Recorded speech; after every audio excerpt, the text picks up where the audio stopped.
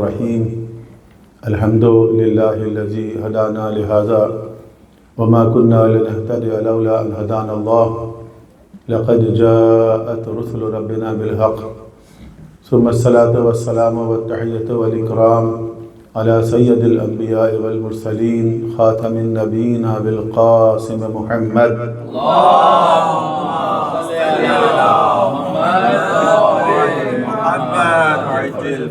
وآله الطيبين الطاهرين المعصومين المظلومين الذين أذهب الله عنهم الرجس وطهرهم تطهيرا اللهم صل على محمد وآل محمد واللعنة الدائمة الأبدية على أعدائهم وغاصب حقوقهم ومنكر فضائلهم من الأولين والآخرين.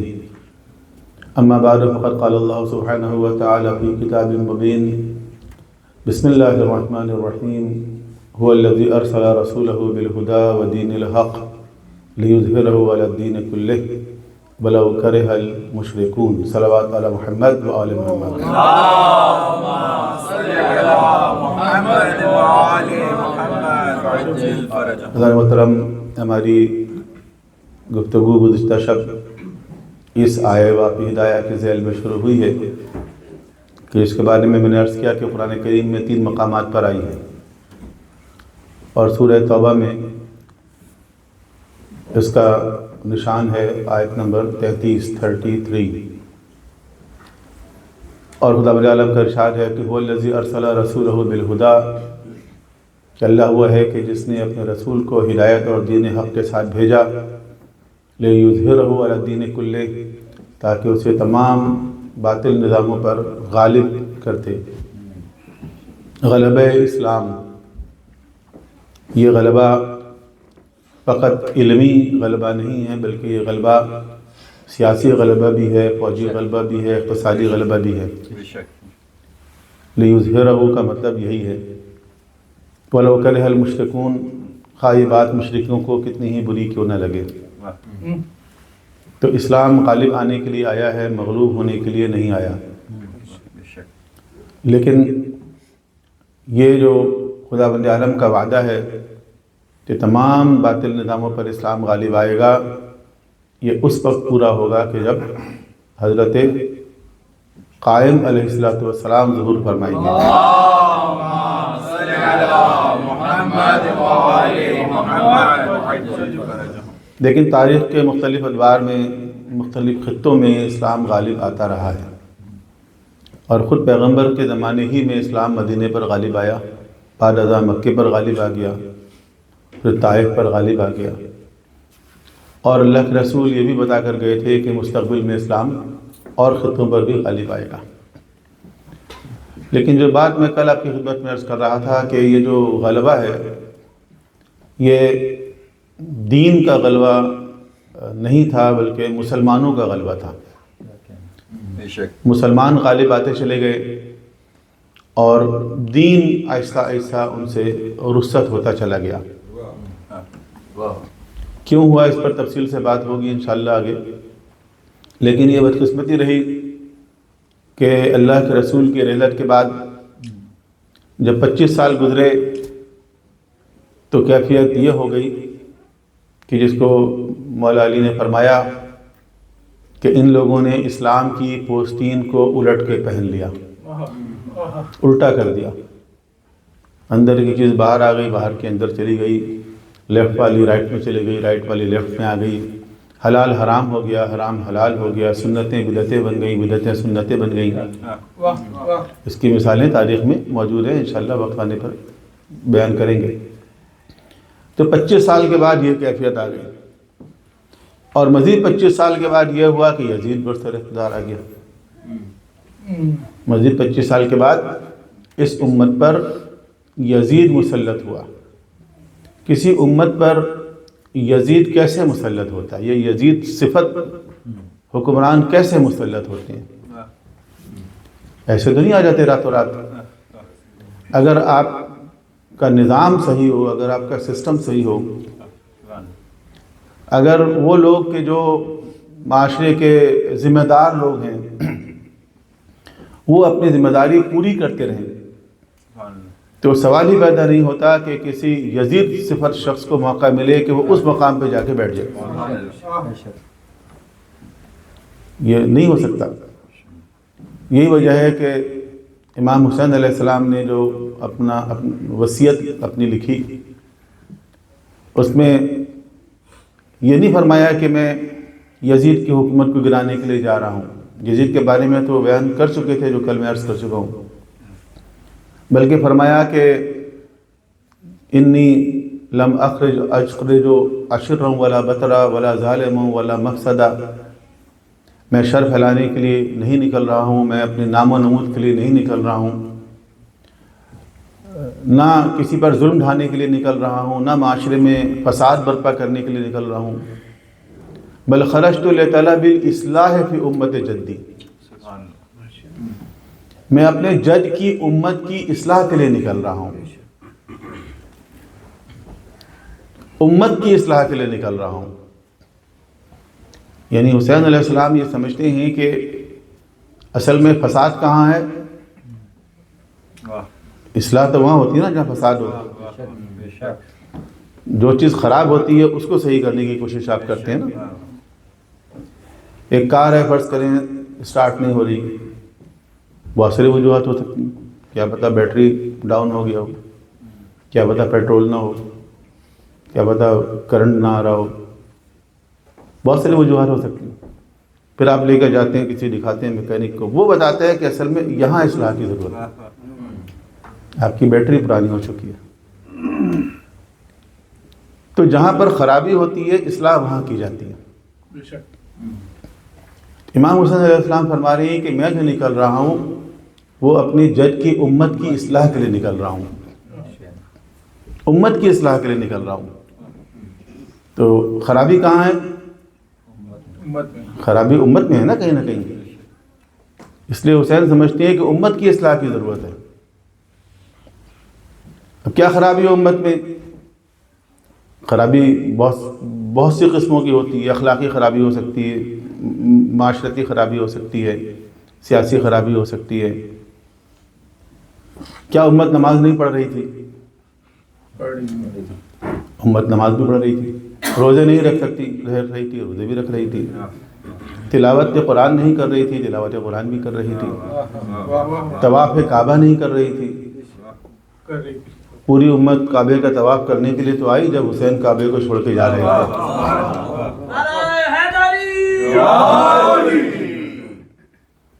اب ایک امت ہے جو نماز بھی پڑھ رہی ہے، روزے بھی رکھ رہی ہے، تلاوت بھی کر رہی ہے، طواف کعبہ بھی کر رہی ہے، اور حسین علیہ السلام کہہ رہے ہیں کہ اس امت کو اصلاح کی ضرورت ہے.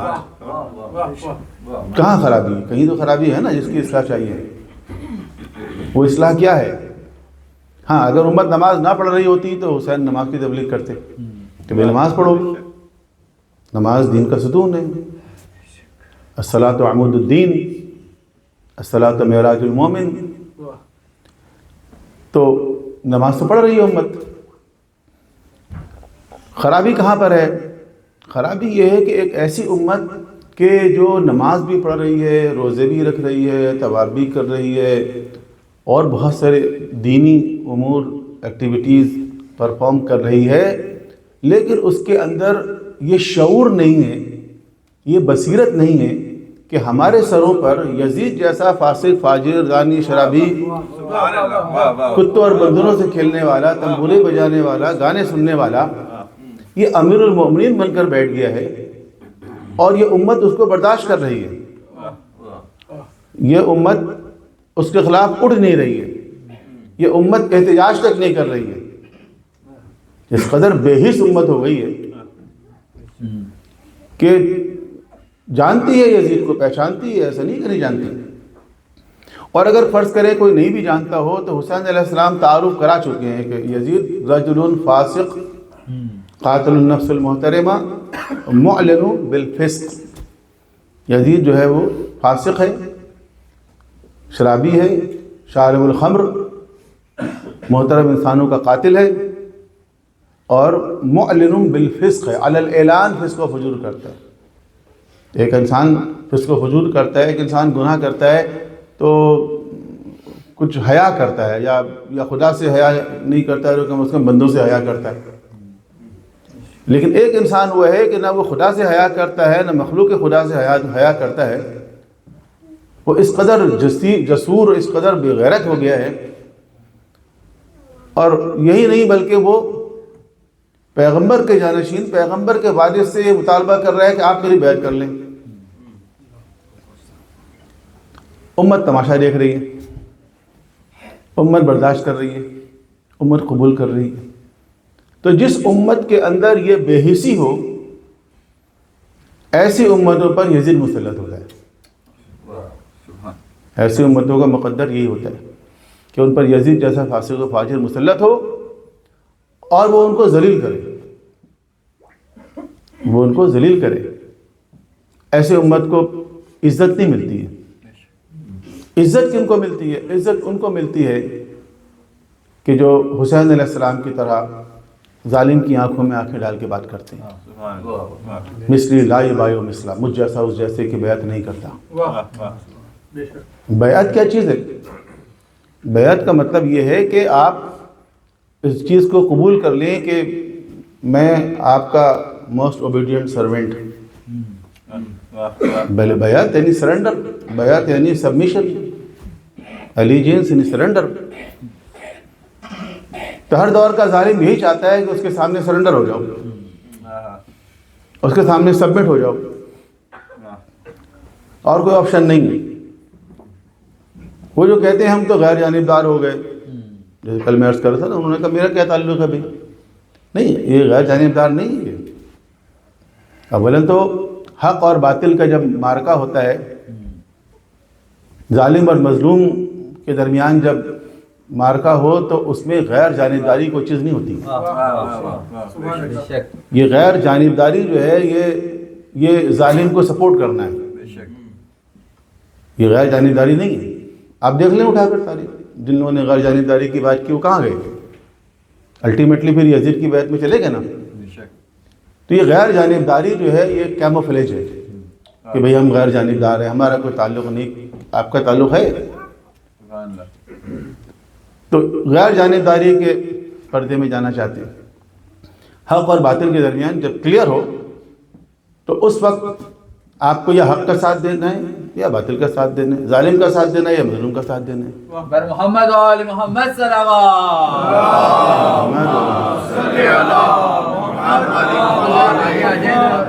اس طرف آ جائیں، بہت جگہ ہے درود پڑھتے ہوئے. اس طرف آ جائیے جو دروازے کی طرف.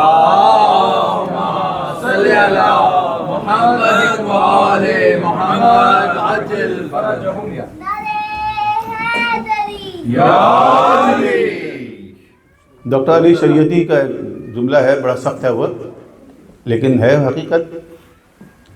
وہ کہتا ہے کہ حق اور باطل کا جب معرکہ ہو، ظالم اور مظلوم کا جب معرکہ ہو، اس وقت اگر آپ مظلوم کے ساتھ نہیں کھڑے ہیں، اگر آپ حق کے ساتھ نہیں کھڑے ہیں، مظلوم کے ساتھ نہیں کھڑے ہیں، تو کوئی فرق نہیں پڑتا کہ آپ مسجد میں بیٹھے ہوئے ہیں یا شراب خانے میں بیٹھے ہوئے ہیں، برابر ہے. آپ یہ نہ سمجھیں کہ میں مسجد میں بیٹھ کے تسبیح پڑھ رہا ہوں، تلاوت کر رہا ہوں تو میں بہت دیندار ہوں. نہیں، یہ دینداری نہیں ہے. جب حق اور باطل واضح ہے تو اس میں آپ کو حق کا ساتھ دینا ہے، مظلوم کا ساتھ دینا ہے، ظالم کا ساتھ نہیں دینا ہے. تو امام حسین علیہ السلام نے کیٹیگوریکلی کہہ دیا کہ مجھ جیسا اس جیسے کی بیعت نہیں کرتا. اور میں عرض کر رہا تھا کہ اس کا مطلب کیا ہے؟ اس کا مطلب یہ ہے کہ میں ایک ایسا نقش قدم چھوڑ کے جاؤں گا کہ قیامت تک آنے والے جو انسان ہوں گے، جو میرے راستے پہ چلنے والے ہوں گے، جنہوں نے حسین کو اپنا آئیڈیل بنایا ہوگا، وہ ظالم کے سامنے، باطل کے سامنے سر نہیں جھکائیں گے، سر کٹانے کو ترجیح دیں گے. اور تاریخ میں ایسا ہی ہوا، تاریخ میں ایسا ہی ہوا. جو لوگ حسین کے راستے پہ چلے انہوں نے سر نہیں جھکایا. بہت سے لوگ کہتے ہیں نا کربلا کے واقعے کے بعد مثلا کیا ہوا؟ کیا بنو امیہ کی حکومت ختم ہو گئی؟ نہیں، بنو امیہ کی حکومت تو کل میں نے عرض کیا کہ 132 ہجری تک چلی. بنو امیہ کی حکومت ختم نہیں ہوئی. البتہ بنو امیہ میں بھی اگر ہم ڈیٹیل میں جائیں گے تو آپ دیکھیں گے کہ یزید کے ساتھ ہی آل ابو سفیان کی حکومت ختم ہو گئی اور بنو امیہ کی ڈائنیسٹی آل ابو سفیان سے نکل کے آل مروان میں چلی گئی. مروان ابن حکم، عبد الملک ابن مروان، ہشام ابن عبد الملک اینڈ سو آن. یہ کیا ہے؟ پوری آل مروان ہے. تو آل ابو سفیان کا تو بہرحال خاتمہ ہو گیا اور بنو امیہ بھی آل مروان کی طرف چلی گئی. لیکن بنو امیہ کی حکومت تو باقی رہی. لیکن آپ تاریخ میں اٹھا کر دیکھیے کہ امام حسین علیہ السلام کی شہادت کے بعد پے در پے تحریکیں چلی، مسلسل چلی بنو امیہ کے تھرو آؤٹ ڈائنیسٹی کے دوران اور بعد میں بنو عباس کے دوران بھی. یہ ساری تحریکیں جو چلیں، ان تمام تحریکوں کے لیے سورس آف انسپریشن کیا چیز تھی؟ اگر توابین کی تحریک چل رہی ہے، اگر مختار ثقفی کی تحریک چل رہی ہے، اگر اہل مدینہ بیدار ہو رہے ہیں، واقعہ ہررا پیش آ رہا ہے، یہاں تک کہ عبداللہ ابن زبیر جو کہ ان کی لائن ڈیفرنٹ تھی، لیکن انہوں نے بھی جو اپنی خلافت کا اعلان کیا تو کس نعرے کے ساتھ کیا؟ اہل بیت کی مظلومیت کو کیش کروایا. اگر ان کو بھی اگر آپ دیکھیں کہ گو کہ وہ شروع سے اپنے آپ کو حقدار سمجھتے تھے اور اس کے لیے انہوں نے کافی گراؤنڈ ورک کیا ہوا تھا، لیکن اعلان کب کیا؟ اعلان جب کیا جب حسین شہید ہوئے اور امام حسین علیہ السلام کی شہادت کو بنیاد بنایا اپنی خلافت قائم کرنے کے لیے. تو یہ سب لوگوں نے کہاں سے انسپریشن لی؟ کربلا سے لی. اس کے بعد تاریخ میں آگے بڑھیں آپ، حضرت زید ابن علی کا قیام، در شہید جن کو کہتے ہیں، جتنے بھی آپ دیکھیں گے یہ سب لوگ، ان کے لیے جو سورس آف انسپریشن ہے وہ کیا ہے؟ امام حسین. کربلا توابین جب اٹھے تو کفن پہن کے اور قبر امام حسین پر آئے، فرات میں غسل کر کے، کفن سے مراد کفن نما لباس پہن کے قبر امام حسین پر آئے اور آنے کے بعد یہ عہد کیا کہ فرزند رسول، ہم اپنے آپ کو گناہ گار سمجھتے ہیں، مجرم سمجھتے ہیں کہ ہم نے آپ کو دعوت دی اور ہم آپ کا ساتھ نہیں دے سکے، لیکن ہم آپ کی قبر پہ کھڑے ہو کے یہ عہد کرتے ہیں کہ جس طرح آپ نے ظالم جاور فاسق فاجر کے سامنے سر نہیں جھکایا اور سر کٹانے کو ترجیح دی، ہم بھی سر نہیں جھکائیں گے اور ہم سر کٹانے کو ترجیح دیں گے. کہ جو آپ سنتے ہیں کہ امام حسین علیہ السلام کی قبر سے حکمرانوں کو دشمنی تھی، ہے نا؟ بنو امیہ تو امام حسین کے قاتل تھے، لیکن آپ دیکھیں گے بنو عباس کے جو حکمران ہیں وہ امام حسین علیہ السلام کے زائرین کے دشمن بنے، جیسے متوکل عباسی وغیرہ، یا ہارون الرشید جیسا مطلق العنان حکمران، اتنا طاقتور حکمران ہارون الرشید، مامون رشید. اب ہارون الرشید جیسے طاقتور حکمران کے لیے امام حسین علیہ السلام کی جو قبر ہے وہ مٹی کی قبر، کوئی اس پہ زری نہیں بنی ہوئی ہے، کوئی اس پہ روضہ نہیں بنا ہوا ہے، اس سے کیا خوف ہے، کیا تھریٹ ہے کہ ہارون یہ کہتا ہے کہ لوگ نہ جائیں وہاں پر. اور ظاہرین جب جاتے تھے تو چونکہ قبر مشخص تو تھی ساری، تو ایک بیری کا درخت لگا ہوا تھا کربلا میں، ایک بیری کا درخت تھا، اور وہ جو بیری کا درخت تھا وہ اس بات کے لیے مشہور تھا کہ یہ جو قریب ترین اس کی قبر ہے وہ امام حسین کی. تو جو زائرین دور سے جایا کرتے تھے، جیسے آج کل جنت البقیع میں جاتے ہیں تو لوگ نقشہ لے کے جاتے ہیں نا، ایک لکھا ہوا کچھ بھی نہیں ہے وہاں، تو کہتے تھے یہ بیری کے درخت کے ساتھ جو قبر ہے وہ امام حسین کی ہے. اسی طرح لوگ جایا کرتے تھے. ہارون نے کہا اس درخت کو کٹوا دیا اور درخت کاٹ دیا گیا، بیری کا درخت، صرف اس لیے کہ وہ نشانی قبر امام حسین کی تھی. تو اس زمانے کے علماء نے کہا کہ ایک حدیث ہم نے سنی ہے پیغمبر سے اور کتابوں کے اندر آئیے کہ لعن اللہ علی قاتل سدرہ، کہ بیری کے درخت کو کاٹنے والے پر اللہ کی لعنت ہو. بردشمنان اہل بیت لعنت. تو بیری کے درخت کو کاٹنے پر کیوں لعنت ہوگی بھی؟ تو پتہ چلا کہ یہ عام بیری کا درخت نہیں ہے، یہ خاص بیری کا درخت ہے اور اس کو کاٹنے والا بھی خاص ہے۔ تو آپ دیکھیے کہ قبر امام حسین سے دشمنی، متوکل نے اپنے زمانے میں زائرین کو کوڑے لگوائے، جرمانے لگائے، ہاتھ کاٹا، پاؤں کاٹا، قتل کیا، پتہ نہیں کیا کیا کیا، کربلا کی زمین پر ہل چلانے کی کوشش کی، دریائے دجلہ کے رخ کو موڑنے کی کوشش کی، بہت کچھ کیا۔ تو میں صرف یہ عرض کر رہا ہوں کہ کیوں، وائی امام حسین علیہ السلام کی قبر سے بنو عباس کو، چلو بنو امیہ تو دشمن ہیں صدیوں سے، بنو عباس جو اپنے آپ کو ابن عم کہتے ہیں، چچا زاد کہتے ہیں پیغمبر کا، اور تھے بھی اہل بیت کے چچا زاد، حضرت عباس کی اولاد ہے نا، عباس ابن عبد المطلب تو کزن ہوئے نا، یہ اپنے آپ کو کزن کہتے تھے، اور اتنی دشمنی قبر امام حسین سے۔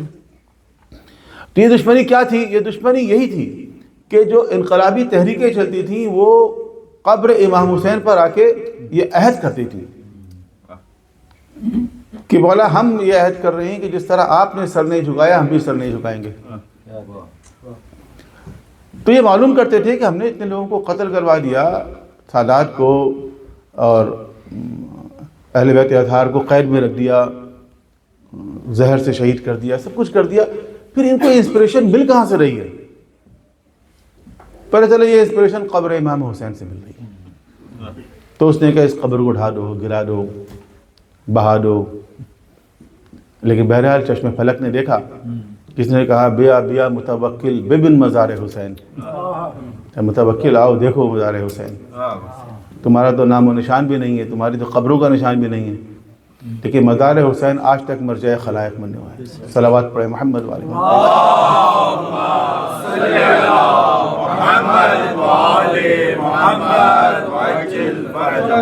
تو میں یہ کہنا چاہ رہا ہوں کہ اگر امام حسین علیہ السلام نے فرمایا کہ مجھ جیسا اس جیسے کی بیعت نہیں کرتا، تو وہ لوگ تاریخ میں ہر دور میں سامنے آتے رہے کہ جنہوں نے ظالموں کی بیعت نہیں کی۔ ایسا نہیں ہے کہ لوگوں نے عمل نہیں کیا، ٹھیک ہے ظالم حکمران آتے رہے، لیکن ان ظالم حکمرانوں کو ٹف ٹائم دینے والے بھی آتے رہے، اور یہ کون لوگ تھے؟ یہ وہی لوگ تھے۔ جب یہ لوگ سامنے آ سکتے ہیں جن میں بعض سادات ہیں، کچھ علوی ہیں، کچھ شیعہ ہیں، تو خود ائمہ طاہرین، تو ائمہ طاہرین کبھی ایسا ہو سکتا ہے کہ معاذ اللہ وہ کسی فاسق کی بیعت کر لیں؟ پچھلے سال یہ ایشو سامنے آیا، بڑے اس پہ بیانات سامنے آئے، مجھے بھی کافی افسوس ہوا کہ یزید نے بیعت لے لی۔ یزید تو مدینہ آیا ہی نہیں کبھی، یزید جو ہے وہ 60 ہجری میں حاکم بنا، 61 ہجری میں کربلا کا واقعہ پیش آیا، 61 ہجری میں، اور 62 ہجری میں اس نے مدینہ پہ حملہ کیا، 63 ہجری میں یزید مر گیا۔ جب یہ لشکر ابھی مکے میں تھا، یزید کا لشکر مدینہ سے نکل کر مکہ گیا، مکے کا اس نے محاصرہ کیا، عبداللہ ابن زبیر کو گھیر لیا، خانہ کعبہ پہ پتھر برسائے گئے، آگ کے گولے برسائے گئے۔ اسی دوران یہ اطلاع ملی کہ یزید واصل جہنم ہو چکا ہے، اور پھر یہ لشکر جو ہے واپس آ گیا۔ عبداللہ ابن زبیر اس مارکے میں، اس جنگ میں بچ گئے، اور لشکر واپس آ گیا شام، کہ جب خلیفہ مر گیا، جب ہیڈ آف دا اسٹیٹ ہی مر گیا، تب دوسرا خلیفہ بنے گا، پھر اس کی پالیسی پتہ نہیں کیا ہوگی۔ ضروری نہیں ہے کہ ہر شخص کی پالیسی یہ ہو کہ خانہ کعبہ پہ حملہ کیا جائے۔ تو لشکر واپس آ گیا۔ پھر عبد الملک ابن مروان نے دوبارہ لشکر بھیجا حجاج ابن یوسف کی قیادت میں، اور وہ لشکر دوبارہ آیا مکے میں، اور پھر وہی سب کچھ ہوا، وہی محاصرہ ہوا، اور اسی طرح عبداللہ ابن زبیر خانہ کعبہ میں پناہ گزین ہو گئے۔ پھر خانہ کعبہ کے اوپر اس سے بڑا حملہ ہوا، دیوار کعبہ گرا دی گئی، غلاف کعبہ کو آگ لگ گئی، یہاں تک کہ عبداللہ ابن زبیر نکلے اور پھر ان کو گرفتار کیا گیا، ان کو صحن کعبہ میں ذبح کیا گیا، ان کا سر شام بھیج دیا گیا۔ یہ عبد الملک ابن مروان کے زمانے میں یہ واقعہ پیش آیا۔ امام حسین جب نکل رہے تھے مکے سے، بہت سے لوگوں نے آپ سے کہا کہ آپ نہیں جائیے نہیں جائیے نہیں جائیے، تو روکنے والوں میں عبداللہ ابن زبیر بھی تھے، انہوں نے بھی کہا آپ نہیں جائیے۔ تو امام حسین نے ایک جملہ فرمایا تھا، مختلف لوگوں سے آپ نے مختلف جملے فرمائے۔ عبداللہ ابن زبیر سے کہا کہ میں نے اپنے نانا سے سنا ہے کہ ایک شخص کو صحن کعبہ میں مینڈھی کی طرح ذبح کیا جائے گا، اور میں وہ نہیں بننا چاہتا۔ اگر حدود حرم سے ایک قدم باہر نکلنا ممکن ہو تو میں ایک قدم اندر قتل نہیں ہونا چاہتا۔ ٹھیک ہے، تو قتل امام حسین کو ہونا تھا، یہ تو آپ جانتے تھے، لیکن آپ یہ نہیں چاہتے تھے، آپ یہ نہیں چاہتے تھے۔ جیسے کہ اطلاع تھی کہ کچھ لوگ احرام کے اندر خنجر لے کر آئے ہیں اور وہ دوران طواف بھی حسین کو قتل کرنے کے لیے تیار ہیں، وہ کر دیتے، پتہ نہیں چلتا کس نے قتل کیا، یا قاتل کو پکڑا جاتا، وہ کوئی عام شخص ہوتا، 3 روزہ سوگ کا اعلان کر دیا جاتا جیسے ظالم حکمرانے کرتے ہیں۔ تو امام حسین یہ نہیں چاہتے تھے، امام حسین چاہتے تھے مارکا میدان میں ہو، اب جو مارکا ہوگا میدان میں ہوگا۔ تو عبداللہ ابن زبیر کے ساتھ یہ ہوا۔ آج کوئی ہے عبداللہ ابن زبیر کے لیے مرثیہ پڑھنے والا؟ سنا آپ نے کبھی کوئی شاعری سنی ہے، کوئی اشعار سنے ہوں، ان کے مصائب سنے ہیں کہیں پر آپ نے؟ نہیں سنا نا؟ امام حسین کے مصائب سنے ہوں گے آپ نے، کیونکہ امام حسین علیہ السلام کے مصائب کو بیان کرنے کا اہتمام کیا گیا، امام حسین کے مصائب کو محفوظ رکھا گیا، اس کو بیان کرنے کا اہتمام کیا گیا، اور اس کا آغاز کس سے ہوا؟ اس کا آغاز شہزادی زینب نے کیا۔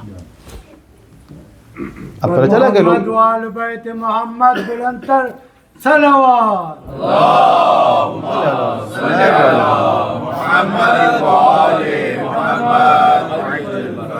اب یہ بات سمجھ میں آئی کہ جب لوگ کہہ رہے تھے امام حسین علیہ السلام سے کہ آپ اگر جا رہے ہیں تو خواتین اور بچوں کو لے کر جا رہے ہیں، اب وہ اس وقت سمجھ نہیں سکتے تھے کہ یہ جو خواتین ہیں، یہ جو بچے ہیں، ان کا کتنا اہم رول ہے، کتنا اہم کردار ہے پیغام حسینی کو پہنچانے میں، کہ آج اگر ہم یہ باتیں کر رہے ہیں 1500 سال کے بعد تو یہ انہی کا احسان، یہ ان کا پیغام ہے جو آج تک پوری دنیا میں بیان ہو رہا ہے۔ دنیا میں مظالم تو ہوئے بہت سارے، اس میں کوئی شک نہیں، لیکن ان مظالم کے داستانوں پر پردہ پڑ گیا۔ تو متواتر ایسی تحریکیں چلیں کہ جو امام حسین علیہ السلام سے انسپریشن لیتی تھی اور وہ ظالم حکمرانوں کے لیے مشکلات پیدا کرتی تھی۔ تو یہ جو ہماری عزاداری ہے 1500 سال سے،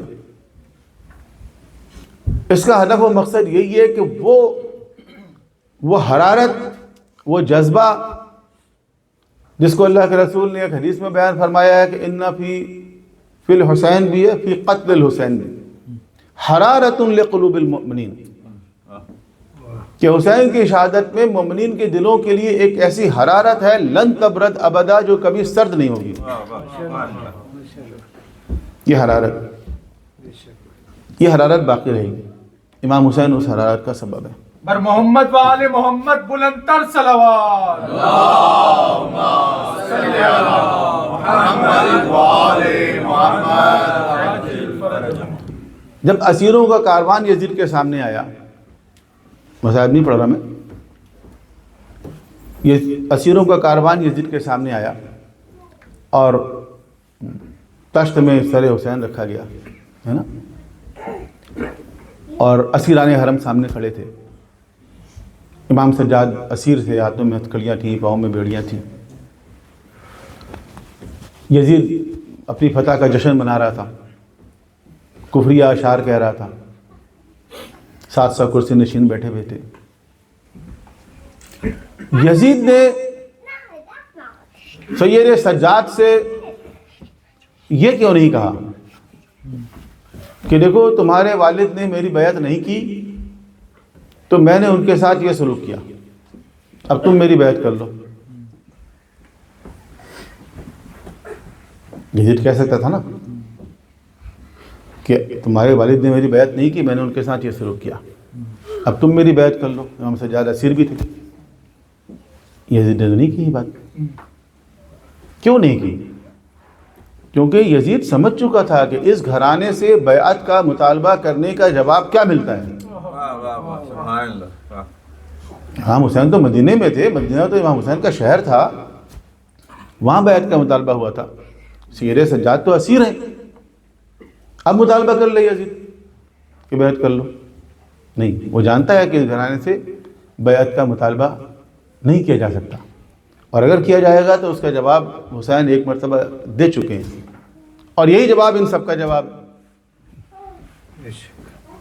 ایک مرحلہ ایسا بھی آیا کہ جب یزید نے ایک بات کی اور امام سجاد نے اس کو کاؤنٹر کیا تو یزید غصے میں آ گیا. اس نے کہا کہ ان کو لے جا کے قتل کر دو. اس نے کہا قتل کر دو اس جوان کو. تو جیسے یزید نے کہا ان کو قتل کر دو تو جناب زینب آگے آ گئے. انہوں نے کہا یزید جتنا تو نے ہمارا خون بہا لیا ہے وہ کافی ہے، میں اس جوان کو قتل نہیں ہونے دوں گی. اچھا، جب یزید نے کہا ان کو لے جا کے قتل کر دو تو کچھ یزیدی سپاہی آگے بڑھے امام کو پکڑنے کے لیے. جب شہزادی آگے آ گئی تو وہ بھی ذرا پیچھے ہٹ گئے. یزید نے اشارہ کیا روک دو، روک دیا گیا. یعنی یزید نے پھر روک دیا کہ ٹھیک ہے قتل نہیں کرو. دوسرے الفاظ میں کہوں تو امام کی جان بچ گئی، امام سجاد کی. اچھا، جان تو بچ گئی امام سجاد کی، لیکن جب یزید نے کہا نا کہ اس جوان کو لے جا کے قتل کر دو تو امام سجاد علیہ السلام نے پلٹ کے یزید سے کہا کہ اب القتل تحددنی، کیا تو مجھے قتل کی دھمکی دیتا ہے؟ ان قتل لنا العادہ و شہادت لنا الکرامہ، قتل ہونا ہماری عادت ہے اور شہادت ہمارے لیے عزت کی بات ہے. تو مجھے قتل کی دھمکی نہ دی. ٹھیک ہے، اسیر ہیں، ہاتھوں میں ہتھکڑیاں ہیں، پاؤں میں بیڑیاں ہیں، لیکن میں اظہار حق سے باز نہیں آؤں گا. یہ نہیں ہو سکتا ہے میں تیری غلط بات کو تسلیم کر لوں. تو امام سجاد کی جرأت، امام سجاد کا جہاد، امام سجاد کی شہامت آپ یہ دیکھیں. تو وہ جو امام حسین علیہ السلام نے فرمایا تھا کہ مجھ جیسا اس جیسے کی بیعت نہیں کرتا، تو ایسے لوگ قیامت تک آتے رہیں گے اور وہ ظالموں کے سامنے نہیں جھکیں گے جو حسینی ہوں گے. آج دنیا نے دیکھا نا، بہت سارے عالم اسلام میں پتہ نہیں رنگ برنگ کے لیڈر سامنے آئے. امت مسلمہ کا مسئلہ یہی تو ہے. ایک کو میں کہتا ہوں لیک آف لیڈرشپ، اور ایک کو میں کہتا ہوں ایبنڈنس آف لیڈرشپ. گلی گلی اور کچے کچے میں لیڈر ہیں. تو جو رنگ برنگ کے امت مسلمہ کے لیڈر ہیں بھی اور گزرے بھی ہیں، لیکن آپ نے نہیں دیکھا ہوگا کسی کو کہ وہ ظالموں کی آنکھوں میں آنکھیں ڈال کے بات کرتے ہوں، طاغوت اور استعمار کو للکارتے ہوں. تو اگر کہیں سے للکار کی آواز آپ کو آئے گی تو اسی مکتب سے آئے گی. نعرے حیدری، محمد و آل محمد بلند صلوات. اللہم صلی علی محمد و آل محمد وعجل فرجہم. اور اب تو لوگ برملا اس کا اقرار کر رہے ہیں. اب تو برملا اقرار کر رہے ہیں اس کا. تو یہ کیا ہے؟ یہ وہی کربلا ہے، وہی کربلا، وہی عاشورہ، وہی پیغام. ٹھیک ہے. حضرت امام خمینی نے کہا ماں ہر چیز کی داری میں محرم و سفر داری. ہمارے پاس جو کچھ ہے وہ محرم اور سفر کی بدولت ہے. ہمارے پاس بھی محرم و سفر ہے، پاکستانیوں کے پاس، ہندوستانیوں کے پاس ہے نہیں ہے. ہم نے بھی اس سے کچھ حاصل کیا محرم و سفر سے. حاصل تو بہت کچھ کرتے ہیں ہم، لیکن یہی محرم اور یہی سفر جو ہے وہ قوموں کی تقدیر بھی بدل دیتے ہیں. ایک گاؤں میں ایک دریا بہہ رہا تھا اور گاؤں کے لوگ اس دریا سے فائدہ اٹھاتے تھے، پانی بھرتے تھے، نہاتے تھے، کپڑے دھوتے تھے، اپنے حیوانات کو پلاتے تھے. تو ایک سائنسدان وہاں سے گزرا. اس نے گاؤں والوں سے کہا کہ تمہارے گاؤں کے پاس سے اتنا زبردست دریا بہہ رہا ہے اور تم لوگ اس سے فائدہ نہیں اٹھاتے. تو گاؤں والوں نے کہا وہ اٹھاتے ہیں. ہم کیوں نہیں اٹھاتے ہیں؟ اسی ذریعہ سے تو ہم پانی لیتے ہیں, نہاتے ہیں, کپڑے دھوتے ہیں, حیوانات کو پلاتے ہیں. اس نے کہا وہ تو ٹھیک ہے, لیکن تمہارے گاؤں کے سامنے جو دریا بہہ رہا ہے اس سے تمہارے گھر میں بجلی بھی آ سکتی ہے, روشنی بھی ہو سکتی ہے, اور تمہارے فصلوں کے لیے اس سے ٹیوب ویل بھی چل سکتے ہیں اسی دریا سے. اب گاؤں کے لوگ سادہ ہوتے ہیں, انہوں نے کہا یہ کیسی باتیں کر رہے ہیں کہ اس دریا سے ہمارے گھر میں لائٹ جل سکتی ہے, ہمارے ٹیوب ویل چل سکتے ہیں. یہ بات سمجھ میں نہیں آ رہی ہے.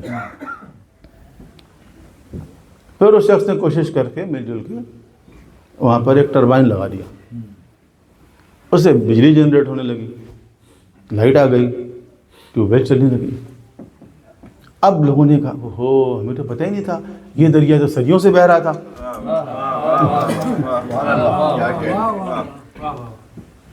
تو یہ عزاداری بھی وہ دریا ہے جو صدیوں سے بہہ رہا ہے, اور ہم بھی اس سے پانی پی رہے ہیں اور فائدے بھی اٹھا رہے ہیں, شربت بھی پی رہے ہیں, شیرمال بھی بانٹ رہے ہیں. لیکن یہ ہے کہ اس عزاداری کے ذریعے ایک انقلاب برپا ہو سکتا ہے, اس عزاداری کے ذریعے قوموں کی زندگی میں کوئی نئی روشنی آ سکتی ہے. یہ ہم خوش قسمت ہے کہ ہمارے زمانے میں ہمارے سامنے حضرت امام خمینی نے عملی طور پر کر کے دکھایا کہ دیکھو اسی عزاداری سے یہ انقلاب آ سکتا ہے.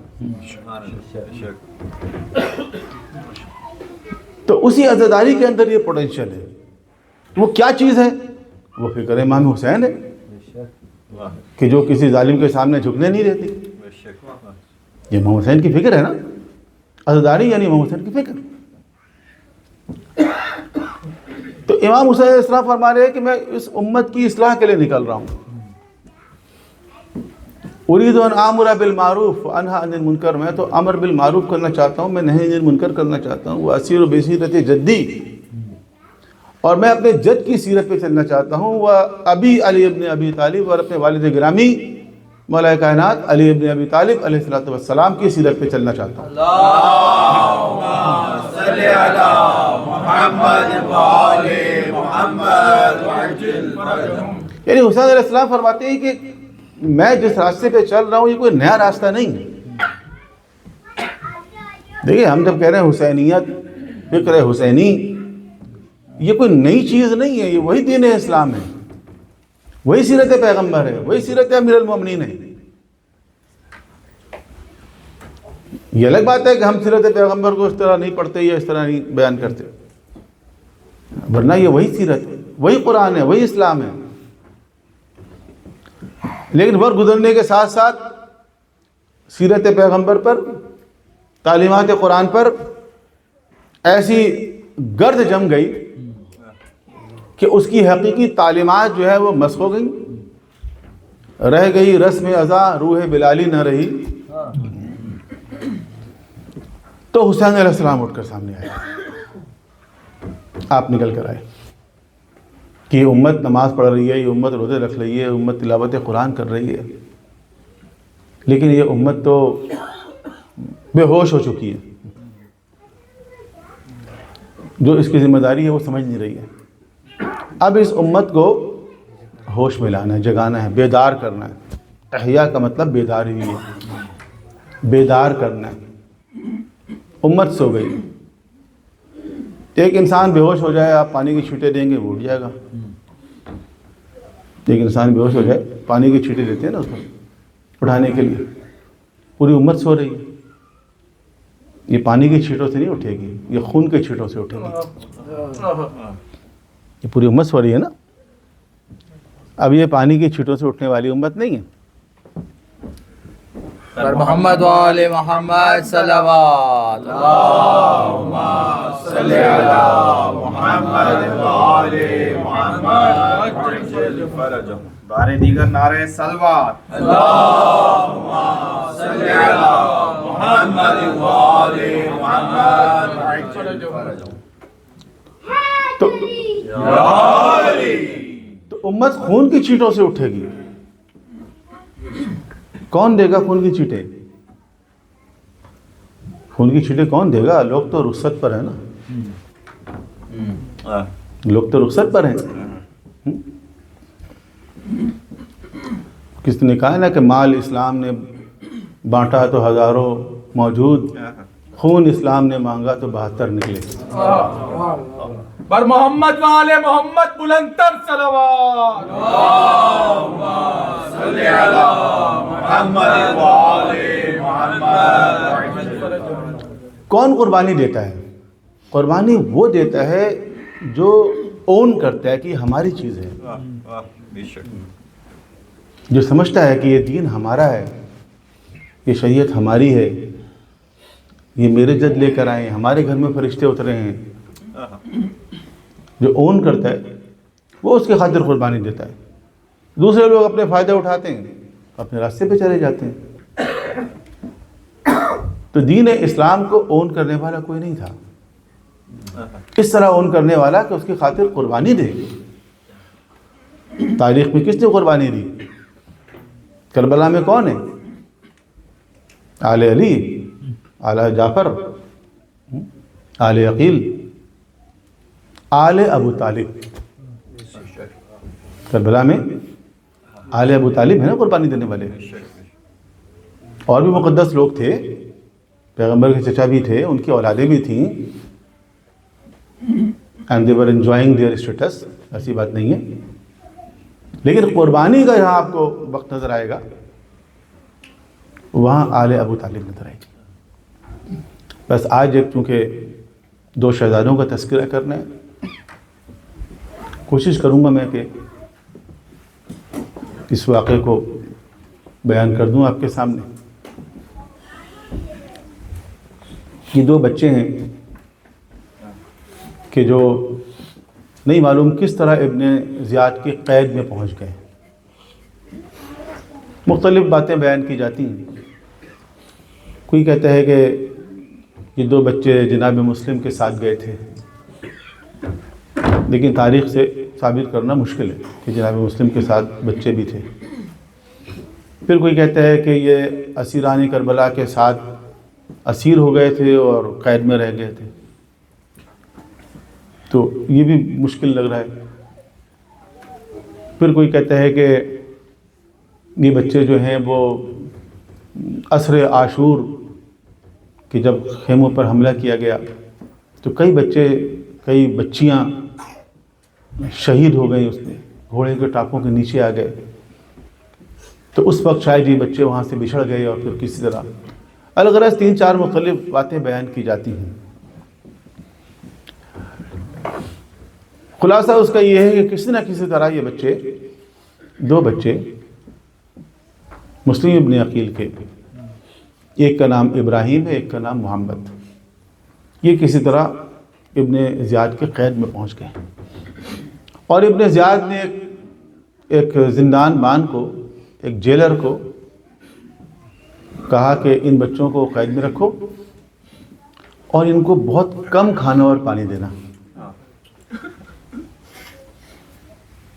تو 24 گھنٹے میں ان بچوں کو 1 روٹی اور 1 کوزہ آب، سمجھ لیں 1 گلاس پانی دیا جاتا تھا.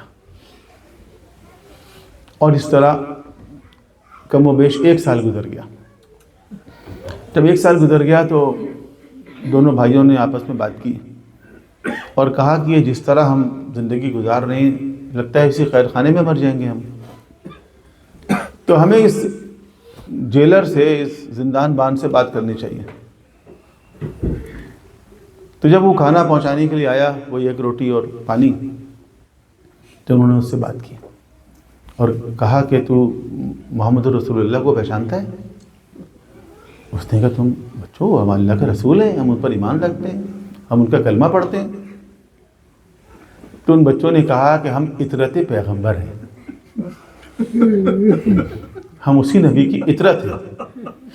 کہا تم یہ کیسی باتیں کر رہے ہو، کون ہو تم، تعارف کراؤ اپنا. تو کہا مسلم ابن عقیل کے فرزند ہیں. تو زندان بان نے کہا کہ اچھا پہلے تم نے کیوں نہیں بتایا، دیکھو یہ زندان کا دروازہ کھلا ہوا ہے، جہاں جا سکتے ہو چلے جاؤ، میرے ساتھ جو ہوگا میں دیکھ لوں گا. پھر کہا کہ ایسا کرو کہ ابھی سفر شروع کر دو، تو صبح تک تم فلاں منزل پر پہنچ جاؤ گے، وہاں سے ایک کاروان ہے جو اس کوفے سے باہر کی طرف جا رہا ہے، اس کے ساتھ شامل ہو جاؤ، کوفے سے باہر نکل جاؤ، پھر کہیں چلے جانا۔ تب کہا جاتا ہے کہ یہ بچے نکلے، اور جب اس مقام پر پہنچے، ظاہر بچے ہیں، کوفے کی گلیوں سے واقف بھی نہیں ہیں، کس طرح پہنچے ہوں گے وہاں پر، لیکن جب یہ پہنچے تو وہ کاروان جا چکا تھا۔ اب دن کی روشنی ہو گئی، ان کی سمجھ میں نہیں آیا کیا کریں، کس طرح اپنے آپ کو بچائیں چھپائیں، تو ایک درخت پہ چڑھ گئے، اور وہیں ایک مومنہ آئی جس نے دیکھا اور کہا بچوں درخت میں تم کیا کر رہے ہو، کون ہو تم؟ اتنے خوبصورت اتنے پیارے بچے جن کے چہرے چاند کی مانند ہیں، اور وہ مومنہ تھی، وہ ان بچوں کو اپنے ساتھ لے گئی، اپنے گھر کے ایک حجرے میں رکھا، کھلایا پلایا اور کہا تم آرام کرو، میں تمہارے لیے کوئی انتظام کرتی ہوں تاکہ تمہیں کوئی کوفے سے لے جائے۔ جب رات کا وقت ہوا تو اسی مومنہ کا جو شوہر تھا وہ ابن زیاد کا سپاہی تھا، بعض جگہوں پہ داماد بھی ملتا ہے، شوہر بھی ملتا ہے۔ رات کا وقت تھا، ان دونوں بچوں میں سے ایک بچے کی آنکھ کھل گئی اور وہ رونے لگا، دوسرے بھائی کی آنکھ کھل گئی، اس نے کہا خیریت کیوں رو رہے ہو تم؟ کہا بھائی میں نے خواب میں رسول خدا کو دیکھا، اور میں نے دیکھا خواب میں کہ پیغمبر کے پاس ہمارے بابا مسلم ابن عقیل آئے ہیں، تو اللہ کے رسول نے کہا کہ مسلم تم تو آ گئے ہو، تمہارے دو بچے کہاں ہیں؟ تو بابا نے کہا کہ وہ بچے بھی بہت جلد آنے والے ہیں، تو مجھے لگتا ہے کہ ہم دونوں بہت جلد اپنے بابا سے ملحق ہونے والے ہیں۔ دوسرے بھائی نے کہا کہ میں نے بھی خواب میں دیکھا ہے، اور پھر ایک دوسرے سے گلے مل کے رونے لگے۔ اب جو ان کے گریہ کی آواز بلند ہوئی تو وہ حارث ملعون جو رات دیر سے گھر آیا تھا، اس کی آنکھ کھل گئی، اس نے اس مومنہ زوجہ سے پوچھا کہ آواز کس کی ہے؟ اس نے کہا پتہ نہیں کہاں سے آواز آ رہی ہے۔ کہا نہیں، آواز تو ہمارے گھر سے آ رہی ہے۔ رات کے وقت اٹھا، مختلف کمروں میں دیکھتا ہوا، اس کو دو چاند سے بچے نظر آ گئے، تو انہوں نے کہا تم کون ہو اور تم ہمارے گھر میں کیا کر رہے ہو؟ بچوں نے کہا کہ ہم تیرے مہمان ہیں۔ بچے ہیں لیکن بچوں کا شعور دیکھیں کہ کہا ہم تیرے مہمان ہیں، مہمان کا احترام واجب ہے۔ اللہ کے رسول نے فرمایا مہمان کا احترام کرو چاہے کافر ہی کیوں نہ ہو۔ بچوں نے کہا ہم تمہارے مہمان ہیں، تو کہا ہو کون، تعارف کراؤ اپنا۔ تو انہوں نے وہی جملہ کہا کہ ہم اطرت پیغمبر ہیں۔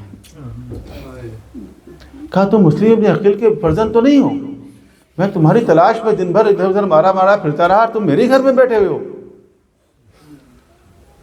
انہوں نے کہا ہاں مسلم کے فرزند ہیں۔ اسی وقت ان دونوں بچوں کو رسیوں سے باندھ کے، اور اس نے کہا میں صبح تمہیں لے کے جاؤں گا اور تمہیں قتل کر کے تمہارا سر ابن زیاد کے پاس پہنچاؤں گا۔ وہ مومنہ فریاد کرتی رہی، لیکن اس نے ان دونوں بچوں کو رسیوں سے جکڑ دیا۔